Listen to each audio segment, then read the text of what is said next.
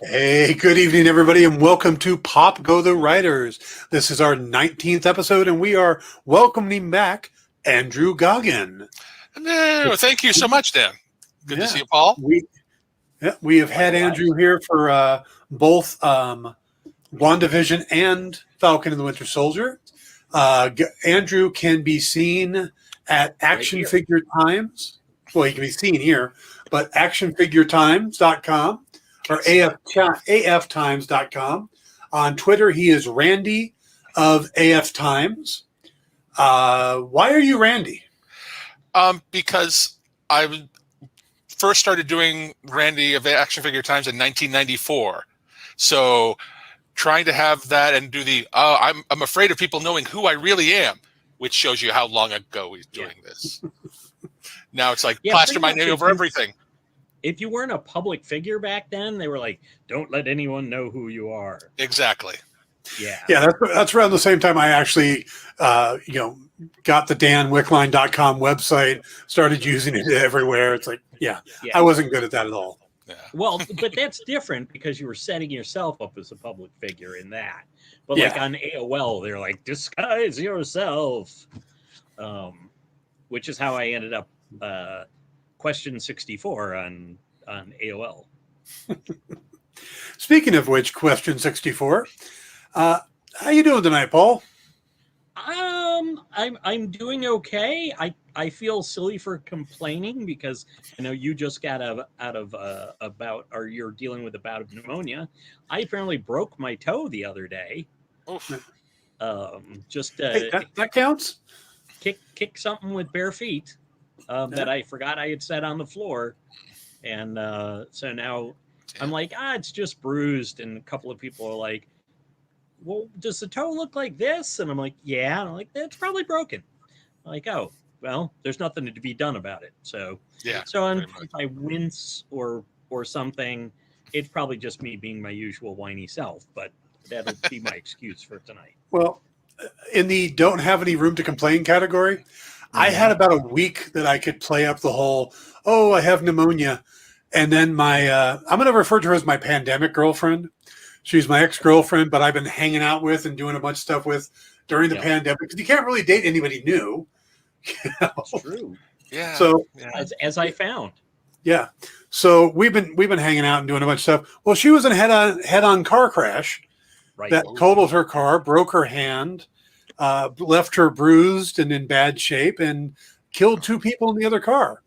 So it was pretty much, yep, you win. That you topped me right there. Yeah. So I've been a little congestion.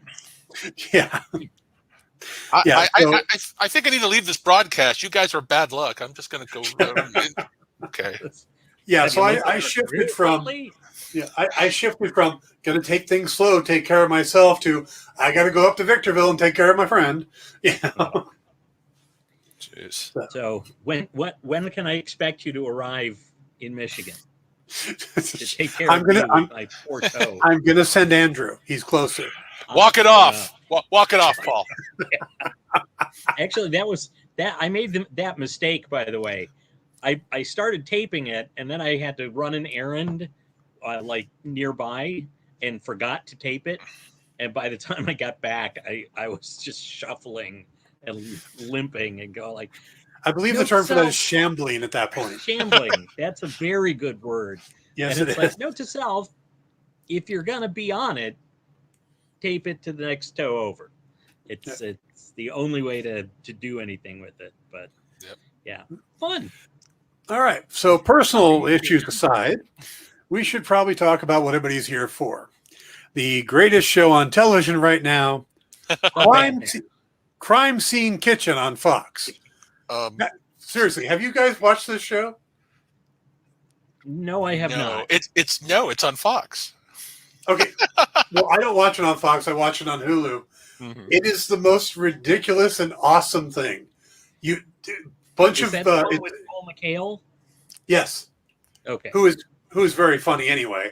But they bring these bakers in pairs, and they send them into a kitchen, and they have to look at the mess after someone bakes something, and they have to figure out what was baked.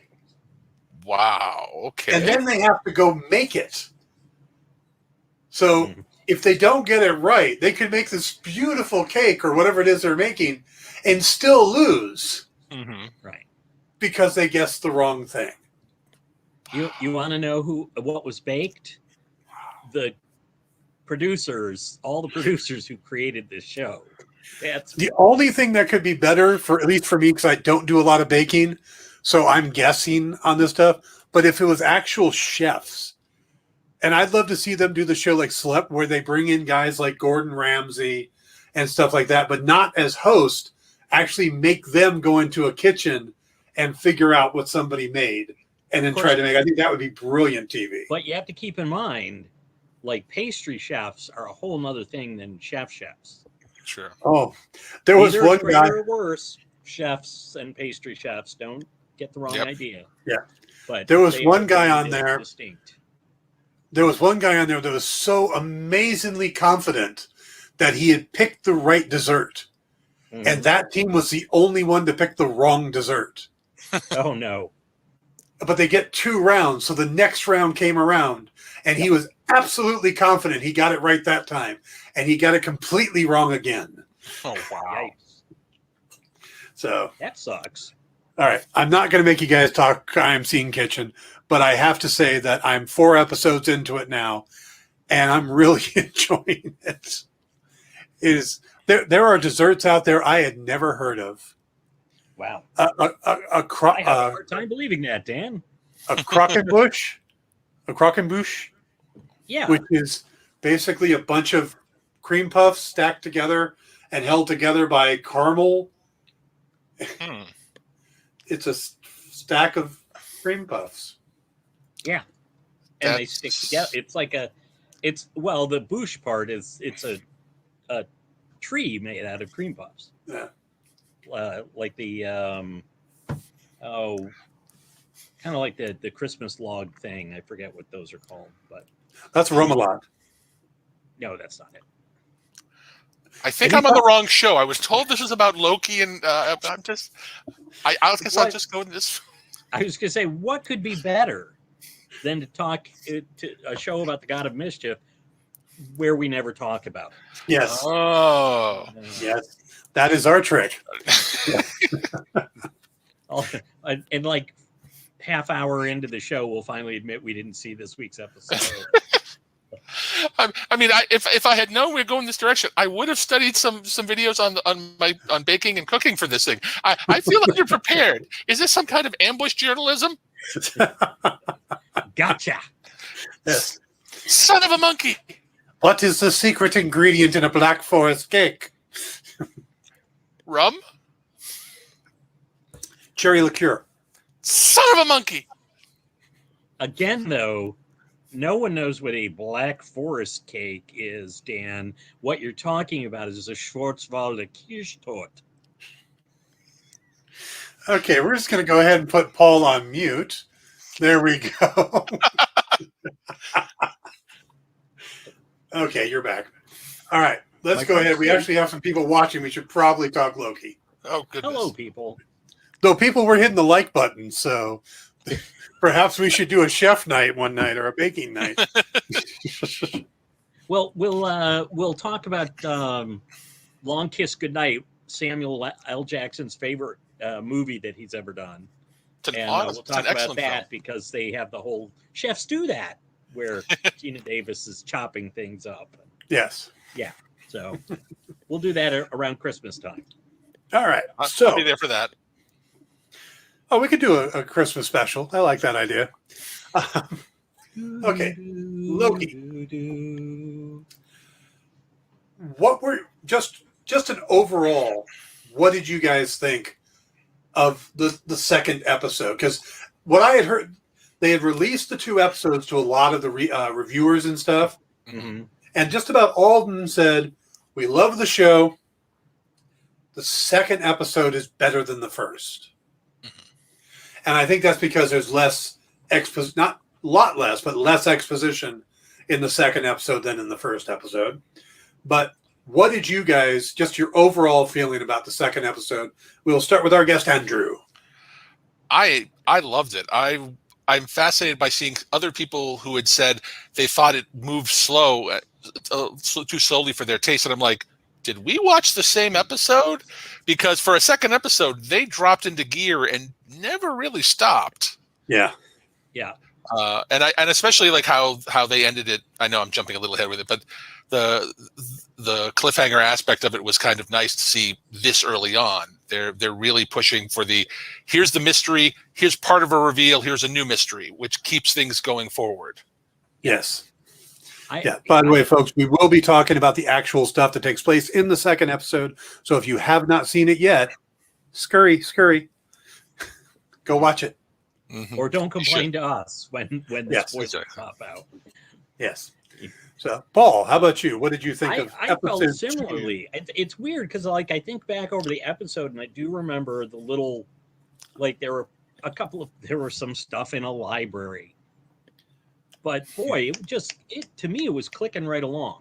Like Andrew's saying, I was impressed by how much the pace picked up. It really is especially when you're dealing with a time travel setup. There's so much information you have to lay out. So it's not surprising that once, and they managed to do that pretty solidly in the first episode. And I can't complain. The second episode hit the ground, and you like everything you kind of would like. You would get it, and then they wouldn't spend a lot of time like arguing about it, or the argument had enough pop to it. Like the couple of Owen Wilson, Tom Hiddleston arguments had enough pop to them that they don't feel like it was exposition. It was It was two characters with different objectives arguing, which is conflict. Yes. Conflict is apparently something people like to see. And the murder of a salad. I was somehow expecting him to set it on fire. I don't know why. That would seem like fire would be involved when it comes to Lokki. Yeah, but I don't think he could actually use his magic at the TVA. So not in the TVA. Yeah, but, I was very happy with the pace. I was as well, but I think the problem is that when you look at Marvel, it's a very big tent. We've got so much diversity at Marvel. Everything from Guardians of the Galaxy to Iron Man to Thor, the original Thor. I mean, you've got all these different or different genres in a lot of ways. I mean, this is a heist movie. That's a sci-fi. That's a war movie. Yeah. That there are going to be people who, I think the number of people that like everything is not infinite. It's not everybody. There's going to be people who like different aspects of it better than others. Some people might be expecting this to be Avengers, right? Or Ragnarok, really, and it's not that. It's just I mean, there could be a lot of people who got on board with Thor Ragnarok, and now they're expecting it to be that laugh a minute total improv thing, and it's my friend from work. Yes, mind you, there is a lot of humor in this. Yeah, but it's appropriately for Lokki. It's more subtle. And I will do it as a slight rant just over to Thor Ragnarok. The betterness of what works better for Lokki is the fact of it's the characters being humorous or funny in the situation. The thing I disliked a lot about Ragnarok, even though I liked the movie, was everybody had to be funny. Every character was wacky or had wacky moments, and I'm like, no. And so I think it works out better with what they're doing with Lokki, where while he's the primary, he bounces off really well with Owen Wilson. Yeah. I've been pretty straightforward about my feelings on Ragnarok. I love it as a movie. I don't like it as much as a Thor movie. Yes. And yet, which Thor movie did you like the best? The first one. It still but it still goes like Thor, Ragnarok, Dark World, right? No? Okay. I don't know.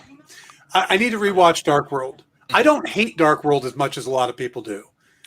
I don't hate it at all, but Yeah. I thought it would. It's the weakest. Yeah. We got a question that kind of confuses me. Will Loki get his own show? I mean, besides this one, This is his own. I mean, he does have his own show, and the odds are he will. I believe he's going to get a second season of it too. yeah. So, Or does it become what are Witch we not Loki? picking up on? Witch Loki. Yeah. Yeah. Yeah. Or Lokis, do you mean like yeah. Lady Loki or and Lady Loki? That's something we need to talk about because everybody is jumping in calling her Lady Loki. She may not be Lady Loki. No. Nope. She could be the Enchantress. Mm-hmm. But in this, the Enchantress might be Lady Loki. Well, But go ahead. there is evidence that she's actually Sylvie Lushton, who is the Enchantress that was created by Loki. Oh, so she's a Enchantress, not the Enchantress. Not Amora, but Amora. the human who became, or it might be a combination of all those things. Mm-hmm. Yeah. Yeah. This is the point at which I like seeing them as in Marvel using comic knowledge as weaponized comic knowledge against the audience. Yeah. Yes. Well, against the portion of the audience who certainly they know what's going on. Yeah. Yes, because it's Mephisto. Don't get me started. Okay, let's address this. Fenuan,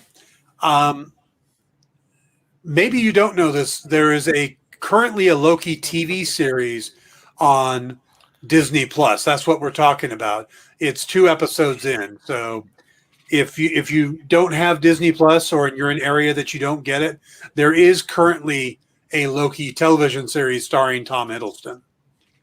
So I hope that answers your question. Yeah. Now, for those who didn't pick up on the clues or whatever it is, in the credits, Sophia Di Martino, who played the female variant that Loki confronts, is listed as the variant in most languages, but in some languages she's listed as Sylvie. Right. And then on IMDb, which is never to be taken as fact or as gospel. IMDb is sacrosanct. But months ago, there is a young actress who is credited on there as being young Sylvie. And we're talking like 4 or 5 months ago, to the point where if this was just something somebody was trying to add to a theory, they wouldn't have done it that many months ago. So, and also there is a file we see on this variant, and it says, I think it's in the closing credits, that says Sylvie Laufey Dotter, Dottir. So they are going with the Sylvie name for her. Will she be just a variation of Loki? Will she be a version of the Enchantress? It would make sense that she's the Enchantress because the possession power that she was using is something the Enchantress has and Loki doesn't normally have, even though the variant Lokis do seem to have some different powers. Which Mobius actually mentioned that. Yes. You know, that they have a variety of different powers. These are the standard ones. Yes. So, yeah, I wouldn't dub her Lady Loki yet. Because and even she says when he tries to call her Loki, she says, "Don't call me that. Call me Randy." You know. So I think she went to Andrew's school. The variant in this show. Smoke bomb. I think Andrew has now been the wins the award for trying to disappear off screen during the show. I think you've got everybody beat. Yes, by far. Yeah. So what did you guys think of Miss DiMartino and her appearance at the end of the episode? I know we're kind of jumping to the back of the episode first, but Paul? I was not surprised to see her there. But it's funny though, the blonde hair threw me. Which like, oh, she's a shapeshifter, and yet I was like, or they're a shapeshifter, or however you want to. And it threw me off. I'm like, wait, why not dark hair? But yeah, I think that adds to the mystery. Keeps us on our toes, even our broken ones. But yeah, I thought she was suitably sinister, and boy, I did really like the B-15 when she was playing Lady Lokki. I'll throw in the air quotes, and also Randy. I thought those two actors did a fine job chewing scenery like a Loki. Yeah. And as did Lady Loki. So yeah, I was very happy, and I did like the fact that when the reveal happened, I was expecting old Loki, and it turned out to be Lady Loki. Oh, were you? Yeah. Even see, I was expecting her. How the helmet horns would be. Now, see, to me, it looked like a female the whole time. So I was expecting her. Yeah. Did it not to you, Andrew? Did it? I don't think I pushed it that far from the beginning. I was, before the even show was aired, I was hoping that something like that would happen. When they did the reveal at the end of the episode of we're looking for another Loki variant, I was like, oh, please don't let it be, Hiddleston v. Hiddleston. I really just, there's too much open with his character history to not bring it in. So I like the fact that they did the Lady Loki. And I also liked the way she played it, because there's definite anger or having been wronged that this is something that she's doing as almost revenge, it seems to me, of events we don't know about. But and the disdain she has for Hiddleston Loki is lovely to watch. Yeah. So Hiddleston v. Hiddleston, they could talk about the ship of Theseus. Oh, I was a little disappointed that the guy in the hood didn't turn out to be Vision Loki. Yeah. Well, all white Loki. Yeah. You can't get much whiter than Tom Hiddleston. I'm still leaning towards her not being a Loki. I don't argue. I'm not going to argue that. I think that there's a good chance, and although, like you say, she could be someone Loki imbued. Yeah. And the reason is because there's still, I mean, the whole thing is we're looking for. Why do we have an echo? I don't know. That's new. Yeah. Anything change on your end, Paul? Not at all, but I'm going to turn down my. I got to even have echo cancellation on. So, okay. But I'm going to turn down my mic a little bit and see if that helps. Okay. Nope, I don't hear the echo now. Interesting. It was Paul.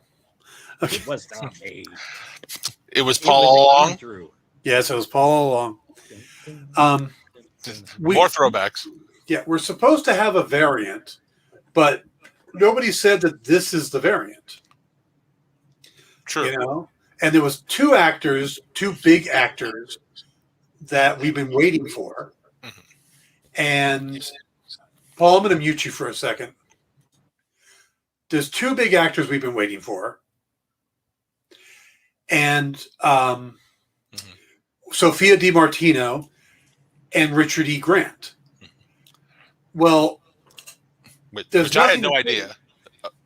So there's nothing to say that the variant we're looking for isn't Richard E. Grant, an older version of Loki. That seems like where this could be his henchman that he created and is let loose to damage the timeline. Because also the thing about basically she's not going after the timekeepers this is not a plan that I think Loki would come up with. This is more of a plan that feels like somebody got hurt and they're trying to take revenge, or yeah. This isn't a mischievous plan. No, she very much went through, and it's like, because I was assuming that it was somehow just when they activated the devices that it was going to take out that timeline and try and kill them, and it's like, no, they're zapping them out to other. It's like, oh, you're blowing up the whole timeline. Yes. By the way, Paul, you're off mute. Yes, I'm just taking a little check to see if there's something that I can, to see if it was me. I don't know why it would be, but well, it stopped echoing when I muted you. But it's not echoing now. No. Okay. Okay. So yeah. So continue. Okay. Yep. So yeah, I like I said, I don't know for sure. I don't know where the show's going, but that's what my gut says, is that this isn't a Loki. If they wanted, all the variants we saw all had dark hair.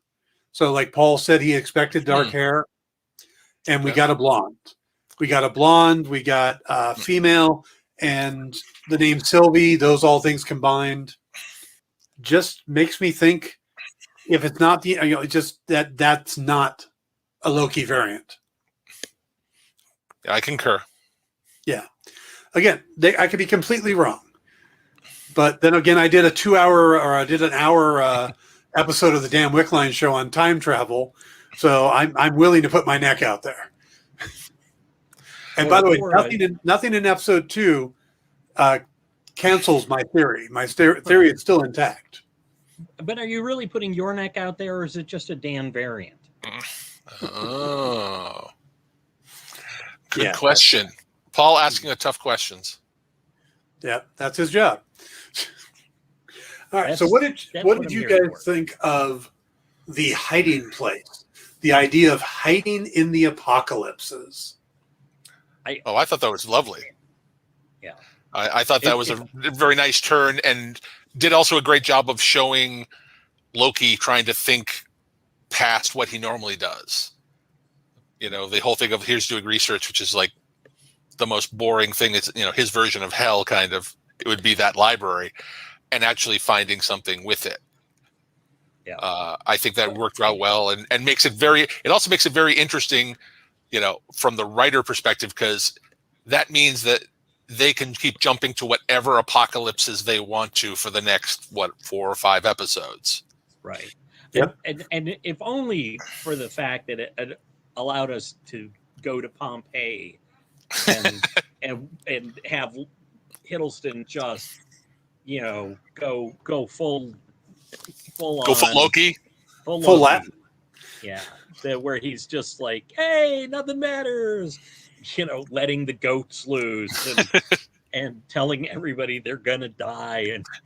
And meanwhile, of course, you've got Owen Wilson in the background. Dude, no. And I got to quit trying to do my Owen Wilson impersonation, because it's just a bad impersonation of Seth Meyers doing it. Wow. Yeah. So. I thought the scene where he figures it out, where he's reading the whole history of Ragnarok and all of his people, or all the Asgardians that died, and you really see the emotion on his face. Yeah. And then he goes to explain the whole thing to Owen Wilson, and Mobius goes, "Yeah, sorry about that," and he was like, "Yeah, whatever." It's like he just shook that off like that. But because sorry, it's funny. This kind of ties in a little bit to something. I obviously didn't see the show with episode 1 with you guys, but I think it ties up very interesting that Loki, being the god of mischief, is not because it was less that he kind of was given the title, and more than that's kind of part of who he is.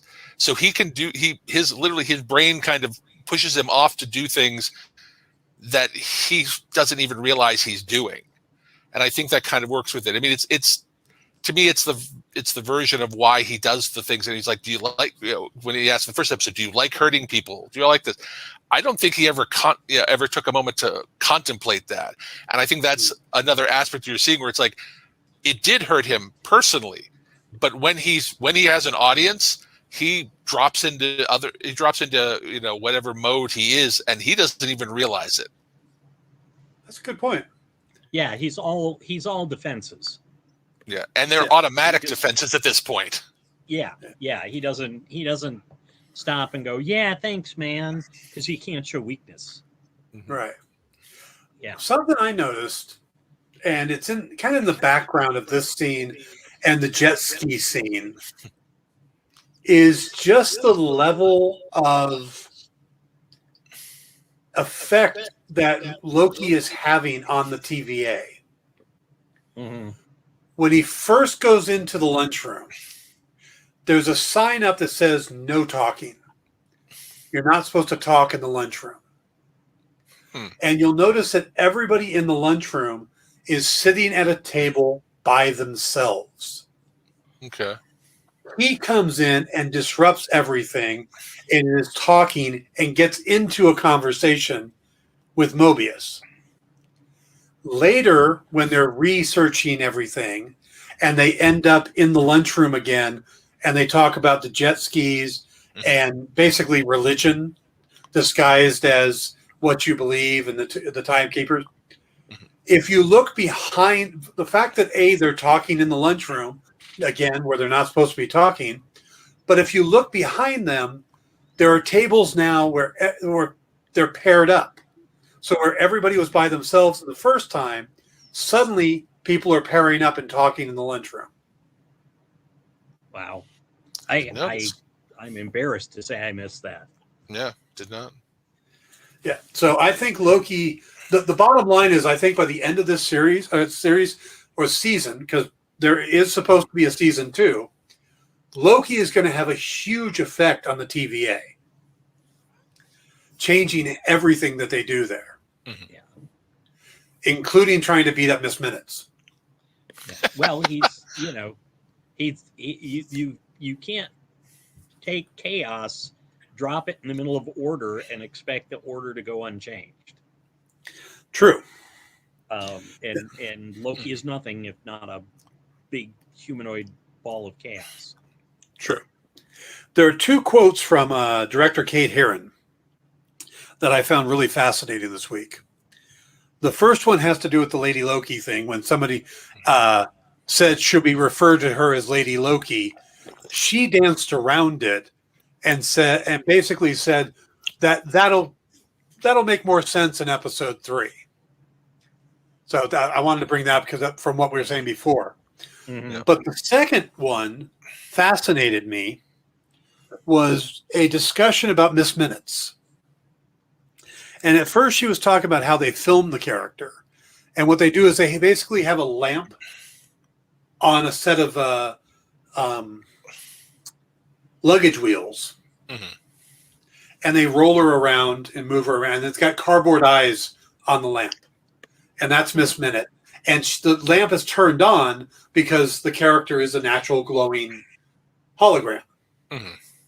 Well, and at first it looked like Miss Minutes was created to help with all the exposition done in the first episode. Let's do a cartoon, and then we don't have to have 2 people sitting there talking about it. Yeah. We can do this cartoon to show the history. But according to Kate Herron, Miss Minutes is going to go through an actual character arc. Okay. So then you start connecting that with stuff like when you look at the hunter's wrist badge or wrist device, Mm-hmm. there's one to call a time door, one to, different things. And there's a Miss Minute button. And then you look at the elevator with all the different buttons for the levels. Yeah. There is a button for Miss Minute. All right. So what the hell is this thing? What do you guys think? How is this thing going to have a character arc? Well, she's alive. Yeah. But she's a program. if there's any place that you're going to have a sentient hologram that looks like a 70s clock face interact with an actor, it's going to be Loki's show. Yeah. Or a commercial on WandaVision. Yes. Okay, that's too. But I mean, who knows? Because they've been very prevalent about, well, it's only 2 episodes, that in the credits, they are specifically crediting Tara Strong as Miss Minutes. Yes. Which maybe you can answer. Does it say voice, or does it just say Tara Strong as Miss Minutes?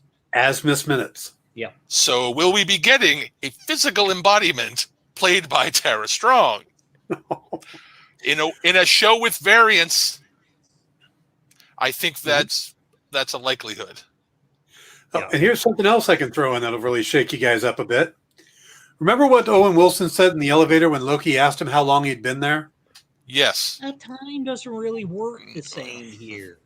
Yep. Miss Minutes, the clock face, is 16 hours on it, not 12. Ah. Okay then. It's divided into, it's got 16 lines on it, not 12. Yeah. Well, you can't expect, you can't expect every world to go by the Earth clock. This is true. Yeah. Yet the entire TVA is filled with humans. Or are they? Asgardians aren't humans, but they look like them. True. So the only thing we've seen odd was somewhat one of the variants being brought in was it Skrull? Okay. Yeah. So which also brings me to a weird side issue of, more than anything, the look of the TVA is like, comes to me as 70s, like 70s tech, 70s levels, and hasn't moved forward from that.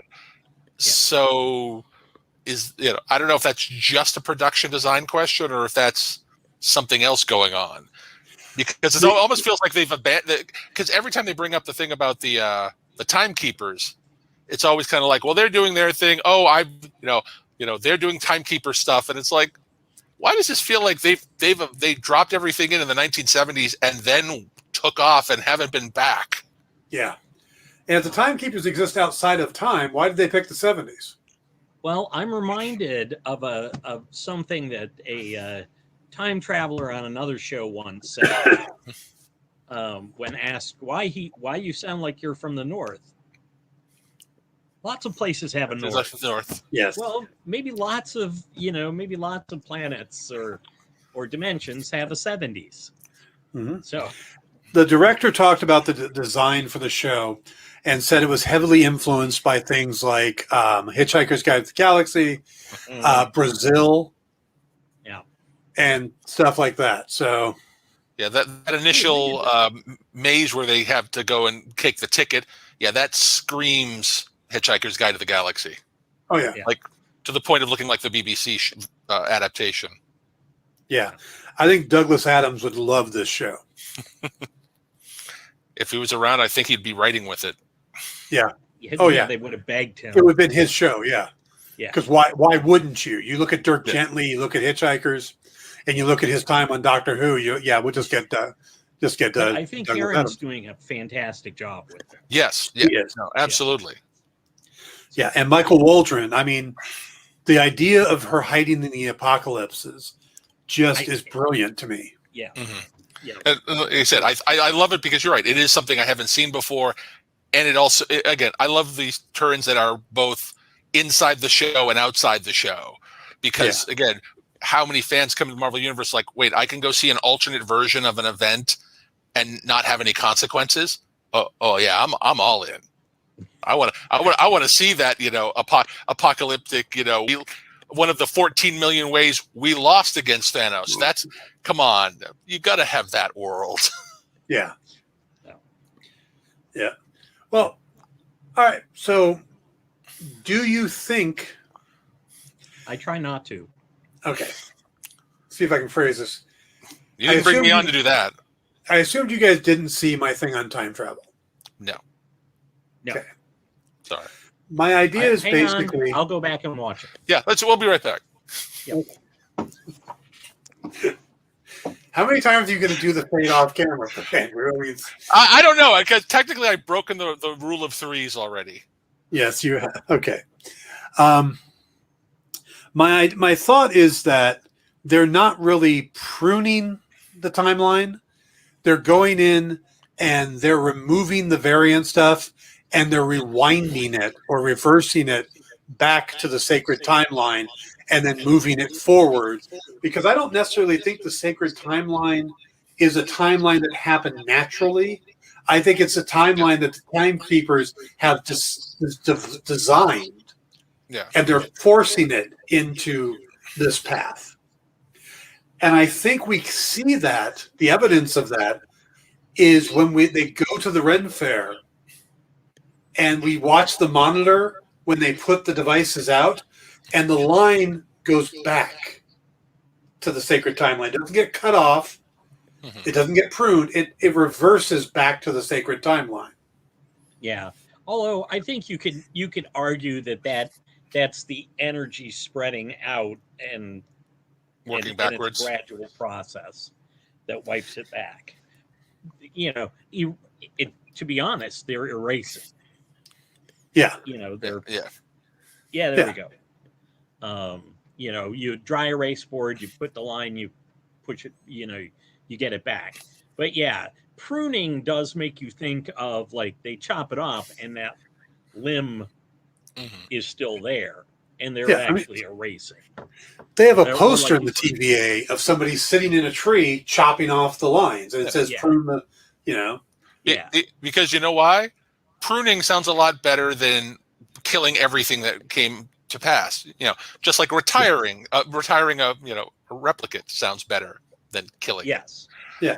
And especially because the hunters that go out, they are a very angry, adamant group of people. True believers, yes. Yeah. But then you can't.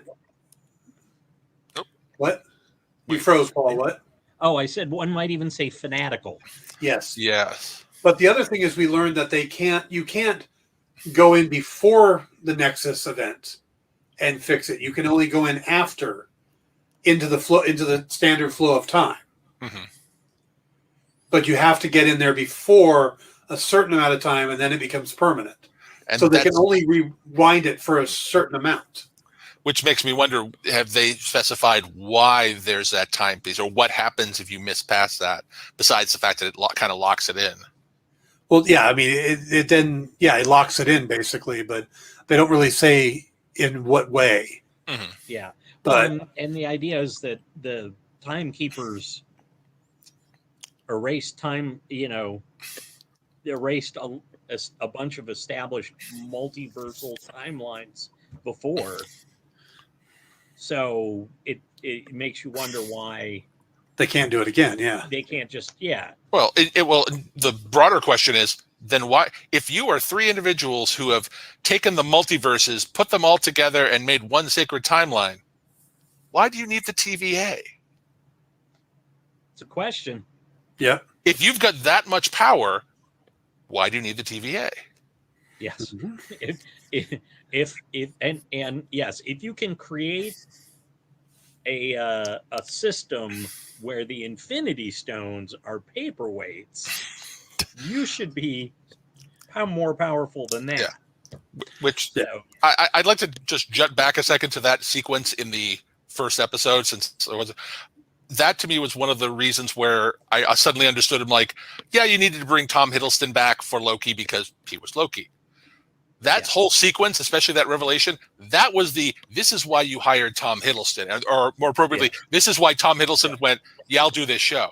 That was a huge change of character that you would not have seen, that no other way could have done that, and then played it out with him so that for these episodes, while he's still trying to play I'll figure a way out of this, I'll figure a way to be in charge, his entire worldview just went kunk, and he can't bring it back. And I really thought that was important to where the whole series should be going. Yeah. And similar to that moment where he tries to use his magic to escape. And it's just like, yeah. Why was B-15 so surprised that Loki could use his magic once they left the TVA? I don't know that. I think that there was some aspect of her was like, oh, we've got this guy under control, and she has her mission plan, and it's all laid out, and then he just does that simple, quick thing, and she's like, wait a second. I don't know if it's so much that she was surprised that he was able to do it, as she was just shocked that he deviated from her plan. Well, the other thing that I kind of went with is, or as a possibility, is as someone who you've shown her as being very methodical, set up, tactical, what she's doing. What did Loki use his magic to do? To dry himself off, which probably something she would never even have comprehended. Right. Yeah. And did he dry himself off, or did she made him look like he was dry? Exactly. Well, he said he would no longer squeak, so that makes me think. Yeah. I forgot that line. That was good. That's Yeah. right. I'm not going to be squeaking on the floor like all of you. Yeah. But I do love the fact that he's like, oh no, I took care of me. Yeah. I could have dried all of you. But this way, the variant will go after you, not me. Yeah. I did. Oh, good. No, I've only because the variant thing came up in my brain. Perhaps either you know, they've never explained exactly how this Loki variant is on the run doing all this, have they? No. Nope. Especially because to know about the fact that the TVA exists, and especially to know about the devices. Sorry, I can't remember what they're called. They've had to have had interaction with the TVA. So did they escape? I mean, I find it fascinating that they've never brought it up, and Loki hasn't asked. How could there be a variant on the run? True. Yeah. How did she get away the first time? Yeah. Yeah. How did the variant avoid capture when they first went after him? When, our Loki, you would have expected to be able to do that if it was possible. But our Loki was a little too arrogant. Sure. Yeah. Yep. Which makes me wonder. Again, and now that leads me back to older Loki, and if older, wiser Loki didn't branch off until later in life, he would have been that much more devious. Yeah. Much more Loki from the comics, much more evil Loki. Yeah. Yeah. Which is, like I said, that's the rumor of what Richard E. Grant's supposed to be playing. Yeah. Yeah. So, and that would tie in with the idea that maybe he created, as you were saying, the Enchantress to do the dirty work. One more remove. Yeah. Loki's not one for getting his hands dirty anyway. Yeah. Not unless he has to. Yeah. Yeah. Yeah. So it makes a lot of sense that she's not a Loki and that she's a creation of older Loki, and but we will see. We will see. Yeah. Jet skis. What the hell with jet skis? Do we honestly think that Mobius just happened upon jet skis, or do you guys buy into the theory at all that the TVA employees are actually variants who then get mind wiped and just become workers, and this is just something from his original life that is seeping through? Well, that would answer the question of where do all these workers come from? Where do they go? And do they sleep? I mean, there's a lot going on in the TVA that I have questions on. Yeah. I thought you were setting up Cotton Eye Joe there. Where do you come from? Where do you come from? Yeah. And that's enough because then copyright. Exactly. But it would be interesting if they were. I had not heard that particular theory, but this idea that as Loki's like, so you think that the timekeepers just created you all? Yeah. And he's like, well, why not? Kind of thing. It's no crazier than, the uh, all father of the sky that was a great. adopted the Yeah. son Yeah. of a frost giant. It actually reminded me. I am much less of a fan than I used to be, as in not much at all. But it reminded me in the movie Religulous, where Bill Maher was talking to somebody from, I think it was from Scientology, and discussing however, people go like, oh, that's ridiculous. And it's like, is it much more ridiculous than what you say?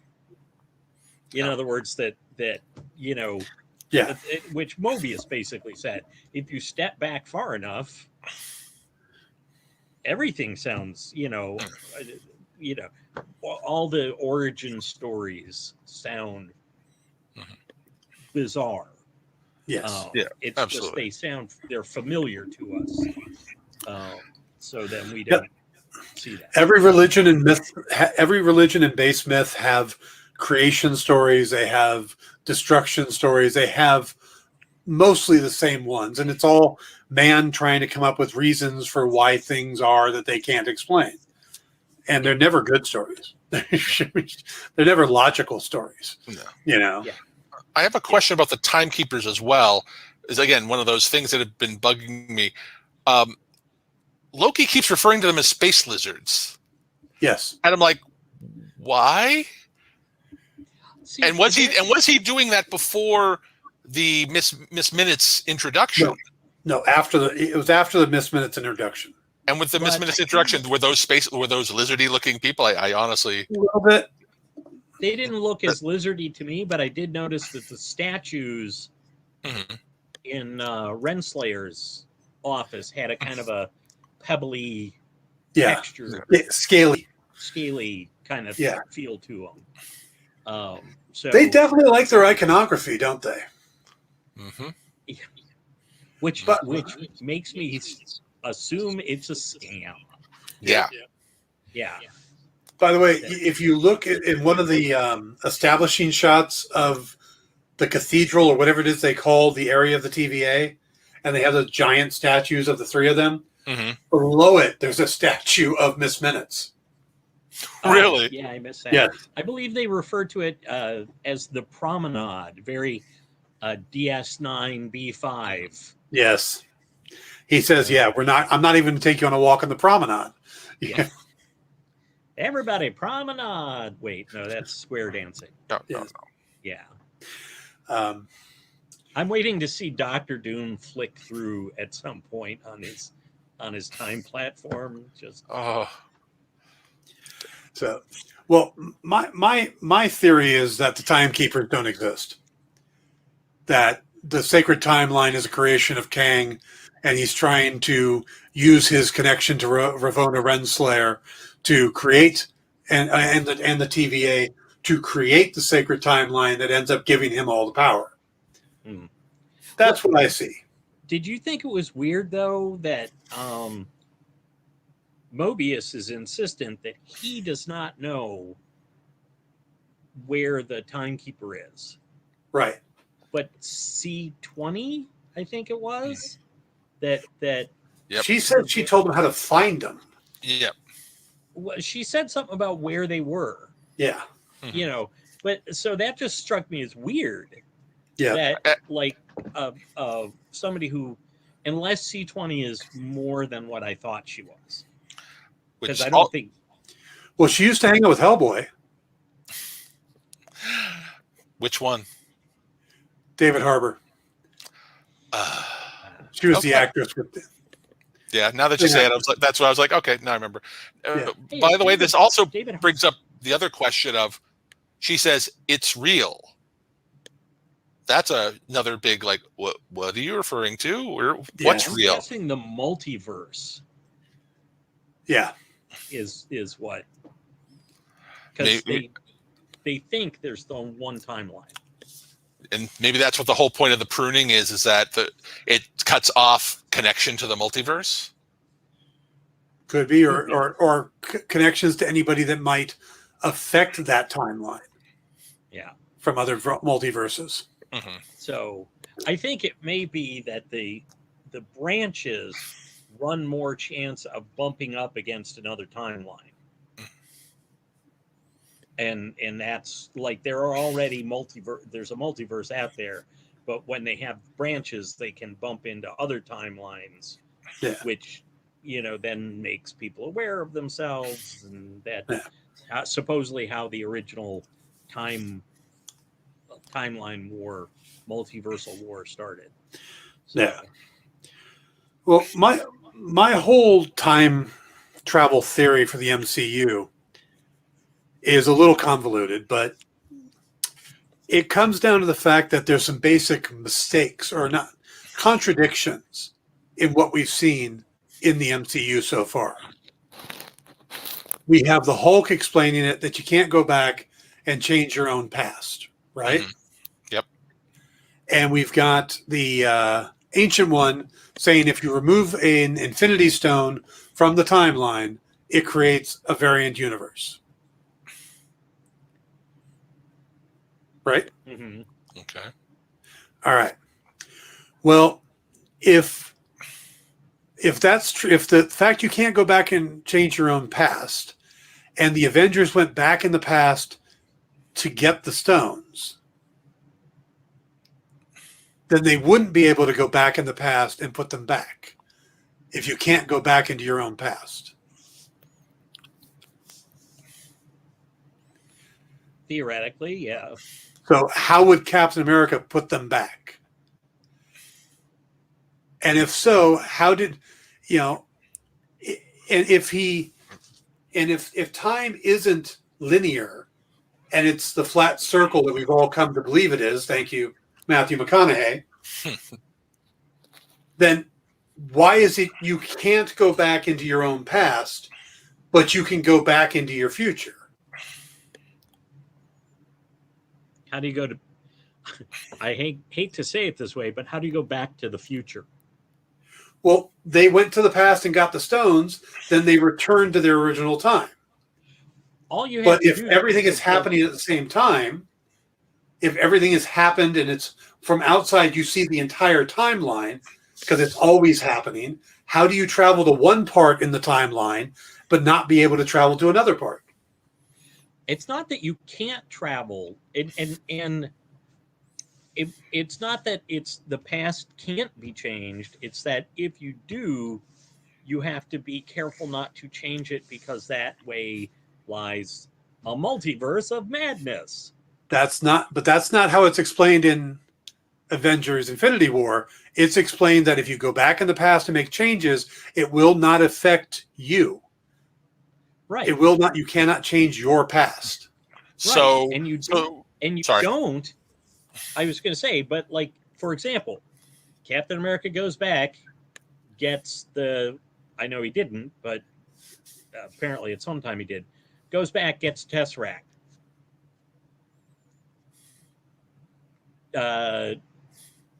Goes and then they fix things, and then he drops it back.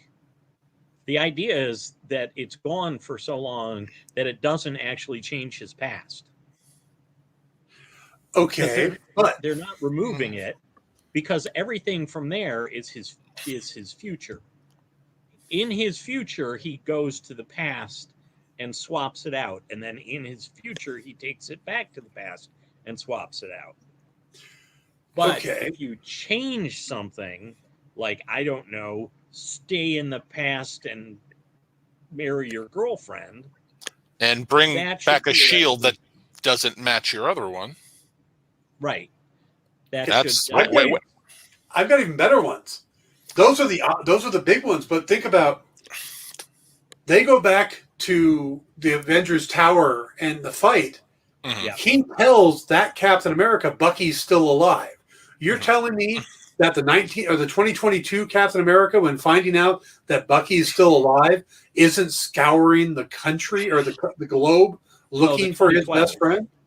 2012, yeah. Yeah. So, he believes he's he believes fighting Lokki. Okay. So Loki's going to lie to him. Jasper Sitwell is in an elevator with a bunch of people, and Captain America says, "Hail Hydra." Okay. I see, and that's the thing. I don't expect consistency because it's time travel, and it just doesn't work. Okay, but see, Yeah. my theory makes it work. But the other one is they go back to the 70s. Somebody calls Hank Pym, tells him there's something on the loading dock for you. He runs to it, finds there's nothing there. No one knows what's being talked about. Comes back and discovers there's Pym particles missing. And you know Hank Pym knows the exact amount of Pym particles he has. Now he thinks somebody is stealing from him, and he's going to leave S.H.I.E.L.D. before. See, these are all the changes they did. Even if they put those items, the stones back, they made all these changes. But then the bottom line is that if the TVA's job is to get rid of all the variants, what I think happened is that they have a narrative that they're building for this sacred timeline, and they want this narrative to continue. Part of the narrative is you can't go back and change your past, because that keeps smart people from going back and changing their past. Less to clean up. But they needed the stones to appear in the timeline to keep it going. And where they could have just taken some out of Casey's drawer and dropped them in, and they would start working again once they're back in a timeline, when they couldn't let that be the narrative because it wouldn't make sense. And all these smart people, so they needed to allow the Avengers to do the time travel. So they just happened to have a little rat press the right button to bring Scott Lang back. And then when Tony Stark decides he's going to play with time travel, he's going to come up with the exact shape needed on the first try. That just happens to be a reverse Mobius strip. Mobius? How do you do a reverse Mobius strip? My question exactly. Yes, but it's what he said. Well, you start on the other side. It's a one-sided object. What he said. Okay. So I think that each time they went back, they created a variant timeline, and then the TVA just went clean, clean, clean, clean. Mm-hmm. Then they went back to replace the stones, part of the narrative, even though it didn't need to be done. Clean, clean, clean, clean. Mm-hmm. And then when Cap decides to live his life in the with Peggy, either they allowed him to do that in the sacred timeline, or he created a variant. Well, they would get rid of any variant. If he did that, they would have gotten rid of the variant timeline. So I think everything that happened was approved by the timekeepers or whoever's behind the timekeepers. I was going to say, did you just say they weren't there? They didn't exist? Yeah. Basically, this is all Kang's plot. Yeah. Although it's possible. The sad thing is, and I know that everybody had it was Kang all along, but Cap going back, and maybe Cap had always gone back and lived with Peggy, and we just didn't know that. We don't know that now, certainly, but and as for the Shield, I just figure at some point he went to T'Challa or something and said, "Hey, need another shield." No, at that point he'd go to T'Chaka. Sure. Although he was there through 2023, so yeah. So, but it's one of those things. We don't have enough information to know how time works. I see what you're saying. Yeah, is they certainly could have nipped it in the bud. Yep.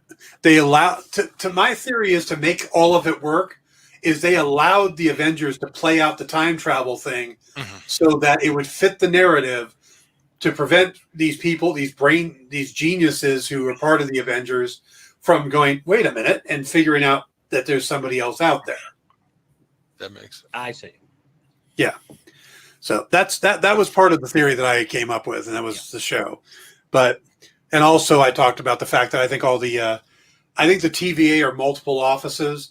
So the reason this one's all filled with humans, because this is the group that deals with Earth.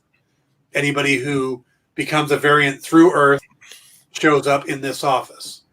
Yeah, interesting. But at the end of the second episode, where everything goes kaplooey, when she starts dropping the time grenades or whatever you want, the Time bombs, list I believe they called them. the list that pops up of where the events get dropped, not All all over of them the are on Earth.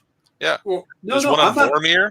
Well, right, and there might be a TVA that covers that area.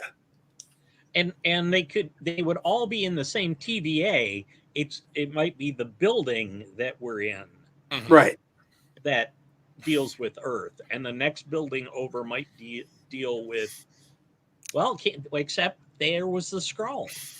But if the scroll became a variant while on Earth, he'd still go to the Earth one. Yep. That's why I said on Earth. Just like an Asgardian who's on Earth, it went there. Gotcha. So, yeah. So those are the theories I've got right now, because this show is all over the damn place. Yeah. Yeah. So I try never to. I always admire when people try and come up with cohesive, coherent time travel rules, but ultimately they all kind of break down, and I just kind of go, okay. Yeah. Well, I immediately threw out the Hulk and the Ancient Ones versions because they live in the timeline. So if you can't go back and change your past, how would he know? He's never time traveled. They're theories. Yeah.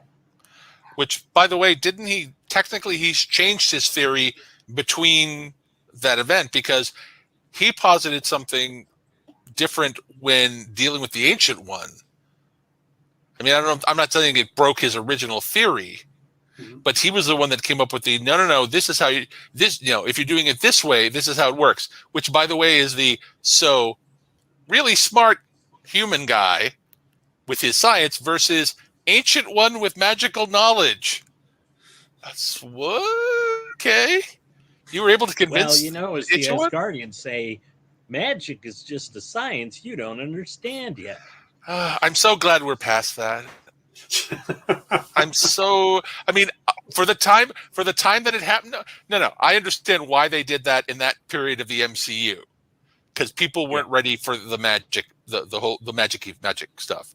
I'm so glad we're past that. Yeah. I don't know that we are. Yeah, that's right. Doctor Strange.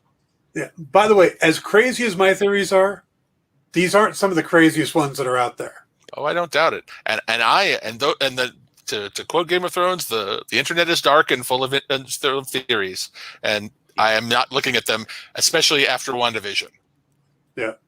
Well, my favorite one is the pen that Owen Wilson or that Mobius has to use to sign something for Ravonna, and he looks down and he sees it's from Franklin Delano Roosevelt High School. Mm-hmm. All these people are trying to, what does that mean? Is that an Easter egg for something? And they were going pretty out there. Oh, well, that's a school in Tennessee where the Tennessee Valley Authority comes from. And that's the original TVA, was the Tennessee. Wow. But my favorite is the one that said that I guess a famous Marvel character went to Franklin D. Roosevelt High School in Brooklyn. Owen Reese, the Molecule Man, and that we're going to get the Molecule Man. Like, really? Wow. Yeah, I think it more likely that they were giving a nod to the Tennessee Valley Authority than that we're going to get the Molecule Man. Yeah. I people don't understand that for the most part, they're not going to blow a character as an Easter egg. Or as a side note to, like, oh, it's the Lokki show, but we're gonna have the Molecule Man pop up real quick, and then I think what it really comes down to is it's more of the question of what Mobius asks: why do you get to keep all the cool stuff? Yes, maybe she's a space lizard, or maybe she's the one that's been. She could honestly just be the Dread Pirate Roberts. Right. I am not the Right. first Dread Pirate Roberts. Or he could be dating the Dread Pirate King.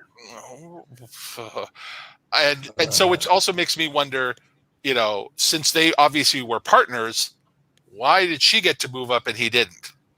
Because he doesn't really seem like he's not doing well. And I don't know if it's just I don't know if it's just him or his position in general, but the other hunters, they do not respect him whatsoever. No. And that's not Mobius just one. isn't a hunter, though. Right, but the other, And she used to be. And the thing is, isn't Mobius a higher level? Like, they seem like they're beat cops to his detective. Yeah. But So they don't. Yeah. But they don't respect him, and not just Hunter 15. There's the one that in the first episode was like, "Hey, I know all the languages on this too, jerk." U-92. Yeah, U-92, and it's like, yeah, nobody seems to respect him, and I just don't know if that's the Office or Mobius specifically. Right. And for people who are watching for Easter eggs, the super deep ones like the FDR school, those aren't going to be real serious Easter eggs. Yeah. The fact that when we see Judge Renslayer grab her time staff and we see her old helmet from when she was a keeper and her number is A23, that's an Easter egg because she first appeared in Avengers 23. Oh, okay. That's the kind of Easter eggs they're going to give. Yeah. They're not going to do super obscure, this character went to this high school. Yeah. It's a thing where they will make reference to a character that is there or an event that is happening. They're not going to give the Easter egg to hint that something is there, which then also goes with the Grim Reaper's helmet in WandaVision. We had not seen anybody that could be the Grim Reaper. In other words, it was like a cute nod. It's not. But there was a character we never saw. Or did we? The missing witness protection program guy. He could have been the Grim Reaper. Yeah, that'll still piss me off because that's a gigantic. You very much specify that in episode 3 or 4. Yeah, and you just let that just hang. You just that's the ultimate Chekhov's gun. Yeah. Well, again, we lost an episode, so thank you, COVID. Yeah. I think that there definitely were things that they just didn't want to go like, oh yeah, and this was that guy there. Yeah. Because that would have been even more unsatisfying. Now, Loki did get hit by the pandemic as well, but they hadn't filmed that much. Yeah. So what they really were able to do was to sit down and look at what they had and know where, we could probably do a little more here, or and they looked at the first 2 episodes and the conversations between Tom and Owen Wilson, and they went, we need to let them go a little more. Let them play even more because it's really working. Yeah. So that's more of what they did. They haven't really had to cut anything. Right.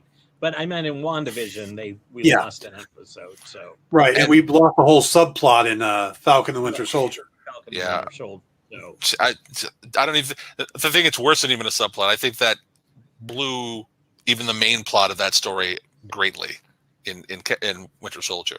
I'm sorry, Falcon Winter Soldier. Yeah. Yeah. The whole Mama Danya thing still, it's like. Yeah. The inconsistency of your bad guy team and bad guy leader. Oh, that was tough. It was perfect. Perfect. I will brook no dissent. I will prune your timeline, sir. Of course, Paul. Please tell us more. I am Doom. Rant rave. I found the mute button this week. Yes. All right. So what do you think is coming next? He follows her through the time door. Obviously, Owen Wilson's not going to be happy about that, but what do we see on the other side? Andrew?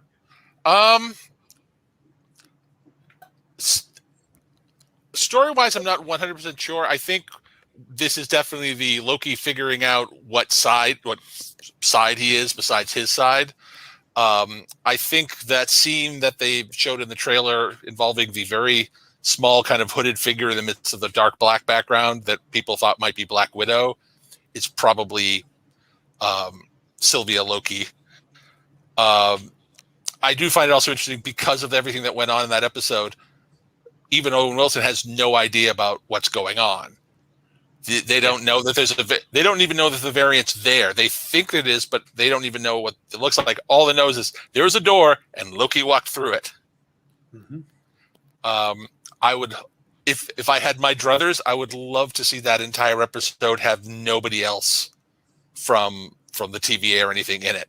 That it's just kind of Loki on his own and trying to figure out how he plays out in all of this. Yeah. I expect we'll run into. I understand your impulse, and I agree with it, but I expect we'll see at least a few scenes of them frantically trying to figure out where Loki went. They may not interact, but we'll see some more stuff, and I hope it'll give us more information on things. I hope that we are gonna see more. Maybe be introduced to the big variant, or at least a couple alternate versions.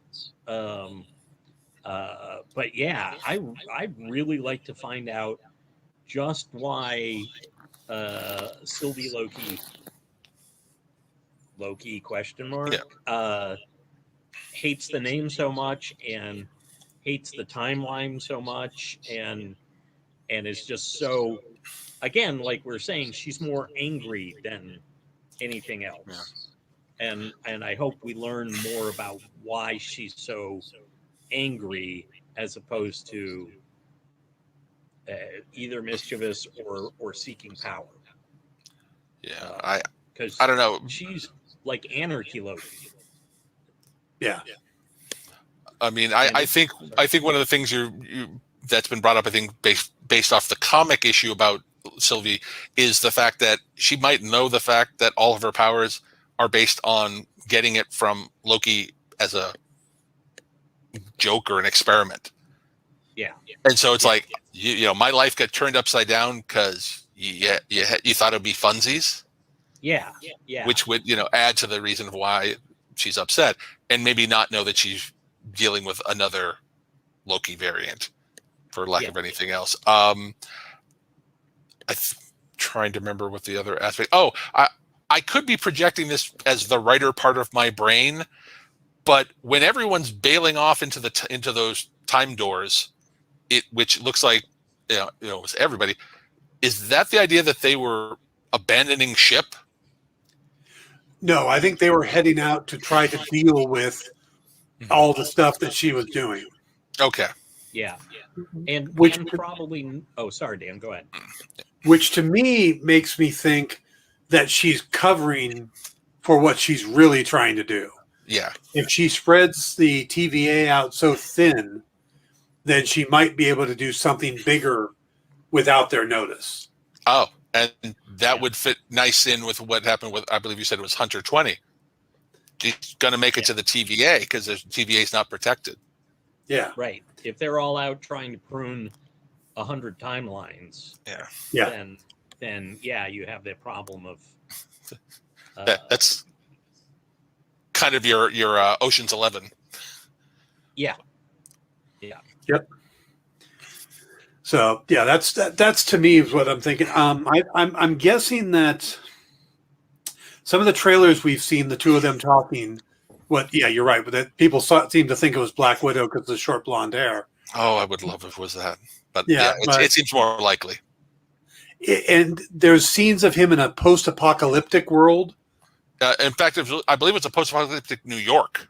Yeah, because we see like destroyed Avenger Tower, stuff like that.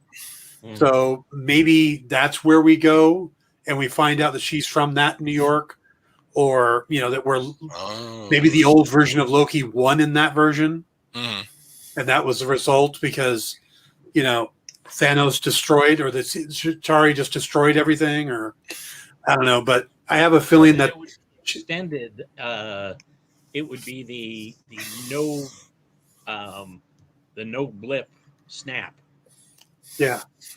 It would be the snap happened, but the blip didn't. And then right. So I think there's a chance that she comes from a much more devastated timeline, and what she's doing is trying to fix it. Mm-hmm. You know, but again, I think right. But if she has that kind of motivation, it leans towards again her not being Loki, because Loki doesn't seem like the type that would actually go out of his way to really help a lot of people. Yeah, no, I'm really kind of certain that she is not a Loki, especially the reaction to the name. It seems to work the best. But hey, we've been suckered before. Oh yeah. But she is definitely wearing like a Loki outfit. Yes. Under her cloak, she's wearing green, and oh wait, the Enchantress wears green too. Yeah, funny that. I like the outfit that she has on is very derivative of the Loki. Oh yeah, and the headpiece she wears is straight out of Agent of Asgard, the Loki series, where he's young and he's got the one broken horn. Yeah. Yeah. So, but again, even in all the comics, every variant of Loki has dark hair. Yeah. I think you're right. So, but yeah, I agree that she's probably. It sounds like she may be the maid Enchantress, but obviously with a very strong connection to Loki. Since I just get the feeling that she's the henchman for the older Loki. Yeah, but, who may not know that that's a Loki. Yeah. Yeah, but I think we've still got a lot more surprises coming up. I mean, we're a third of the way through the series. Yeah, I was going to say, how many episodes is it? 6? Yeah, so we're only at the end of Act 1. And what a great way to end that. That was such a. Like I said, I was so happy with that because again, they're moving very quickly while still. I think that's again the biggest problem when doing the kind of mystery or mystery box aspect. It's you need to reveal at the same time that you're moving, that you give the next one. Yeah. It has, otherwise it just kills the momentum. I really admired the kind of like war of emotions that washed over Hiddleston, where it's like they're running and there was almost like that moment of, can I explain it to them in enough time that I can get through this, or are they? In other words, he hesitated just a little, and there was some great facial expressions before he just went like, "I'm going through," because they're even if he could convince them that he was doing it for them, they wouldn't believe him. Let him go. Yeah, no. Especially when Hunter 15 can't. B-50, I'm sorry, couldn't remember what happened. What happened to Loki? I don't know. So it's and I think if I'm not mistaken, in that moment that you're saying where kind of the emotions go across him, he doesn't look back. Right. It's all just it's like dun dun dun dun. Okay, this is what I got to do. Yeah. Now they do establish that there are video cameras in the store, so they could look at the footage and see what happened. Mm-hmm. Yeah. So, but if they have the time, because the storm's coming, and if Sylvie Loki didn't do anything to it since she was in that area. Yeah, she might have cut off the recording and just been watching the live feed. Well, wait a second. They have the time theater where they can look at everything Loki did in his entire life. Mm-hmm. So shouldn't they be able just to go look at that? It is weird because you would think that and there's the weirdness too of the timeline is set, but we only seem to be able to look in the past because the timekeepers are at the end untangling things. Mm-hmm. And it's like, it doesn't quite work with the idea of how that is. Yeah, and they take the Lokki from 2012 and they take him into a time room and they show him his future, or what would have been his future had he not. So Yeah, it's Yeah. awfully strange. Yeah. Yep.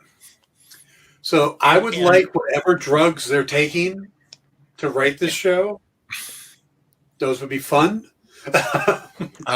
There's a great. Go ahead. No, George. No, I'm just saying that's a writer's room that I would love to have seen. I know. I'm sorry. The whiteboards for that timeline. Yeah. Oh yeah. I hope they took pictures of it and we'll post it afterwards. Yeah. That'd be nice. Yeah. Well, this is why you go get a guy who worked on Rick and Morty to work on the show. And that's why you look at this show and you go, yeah, and you get to write Doctor Strange. And then when you're done with that, you're going to write the Star Wars movie for me. So, But there was a series back in 80s, 90s called the Time War series. And it was very light books, like 200 page paper, 200, 250 page paperbacks in the days when, they sold them for like $2 each. yeah. And but they had some really solid by Simon Hawke was his pen name, and not they had not some a pen. very, huh? I said not a pen name. No, not at all. But it had some very solid time mechanics to it, and it very much is kind of reminding me some of this stuff reminisces, and it was all about a multiversal. Ended up with timeline war. Interesting. So, anyway, We're going to be wrapping this up in just a minute. But any last thoughts, real quick? Anything that we didn't talk about that jumped out about the show? You guys big jet ski fans? Are we going to end up with, at some point, Owen Wilson has to end up on a jet ski in this series? I honestly believe that at some point Owen Wilson will end up on a jet ski, even if it's only like at the end when it's revealed, like you say, maybe it's revealed that they're all from different times and they get put back and, we see him on a jet ski or something. But I kind of want to see them on the jet ski together. Yeah. It just seems like they should be on it together. Like maybe they're chasing somebody and they have to, the only way to get after them is on the jet ski and they both hang on it together. That seems very 48 hours type of thing to me. That because the cop thing that they seem to have going on. Yeah. it would be, we'll see. Yeah. Not Wilson, we'll see. Right. All right. Mr. Story, where can folks find you again? You can find me at Twitter, Facebook, and Instagram at Storyville, STORRIEVILLE, or at storyville.com. And for those of you who are comics professionals, we still have a few days to nominate stuff for the Ringo Awards. So, get out there and vote for your favorite stuff that your compatriots have done. You can include me or the people I worked with if you so choose. And end of plug. Okay. And of course, remember, this is Eisner-nominated writer Paul Story. Yes. Ooh, Well, yes. part of an Eisner-nominated team. I was not nominated as a writer. But yes, John Carpenter presents Storm Kids, Stanley's Ghost. Got nominated for the Eisner for Best Single Issue or Story. Congratulations. Thank you. I'm All right. still stunned and very humbled. Mr. Andrew Randy.